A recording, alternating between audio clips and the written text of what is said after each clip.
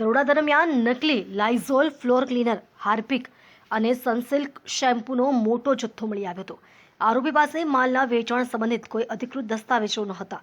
તપાસમાં સામે આવ્યું છે કે ખાલી કેન અને બ્રાન્ડેડ સ્ટીકરો ઉત્તર પ્રદેશથી મંગાવી સ્થાનિક સ્તરે સસ્તું લૂઝ મટીરિયલ ભરી ઓનલાઈન પ્લેટફોર્મ મારફતે વેચાણ કરવામાં આવતું હતું.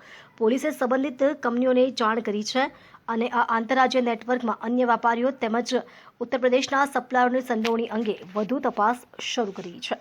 પોલીસ મહાનિરીક્ષક શ્રી પ્રેમવીર સિંહ સાહેબ તથા પોલીસ અધિક્ષક શ્રી રાજેશ ગઢિયા સાહેબ નાઓએ વિસ્તારમાં ચાલતી ગેરકાયદેસર પ્રવૃત્તિઓ શોધી કાઢી કાયદેસર કાર્યવાહી કરવા માટે આપેલ સૂચના અનુસંધાને એલસીબીની ટીમ વિસ્તારમાં પેટ્રોલિંગમાં હતી.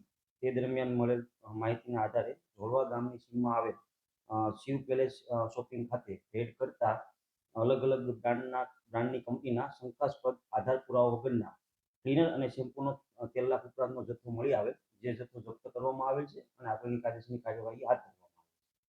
પકડાયેલ ઈસમનું નામ વિવેક દીપકભાઈ ફળદુ છે. પ્રાથમિક પૂછપરછ અનુસાર આજે ડબ્બા અને સ્ટીકર જે યુપી ખાતેથી મંગાવવામાં આવતા હતા અને અહીંયા લોકલ માર્કેટમાંથી લૂઝ શેમ્પૂ ખરીદી અને એમાં ભરવામાં આવતું. પકડાયેલ ઈસમની પ્રાથમિક પૂછપરછ કરતા જાણવા મળેલ છે કે આનું વેચાણ ઓનલાઈન અલગ અલગ પ્લેટફોર્મ ઉપર કરવામાં આવતું. તે અલગ અલગ કંપનીના અધિકારી વ્યક્તિને જાણ કરવામાં આવેલ છે, જે આવી હતી. આગળની વધુ કાર્યવાહી હાથ ધરવામાં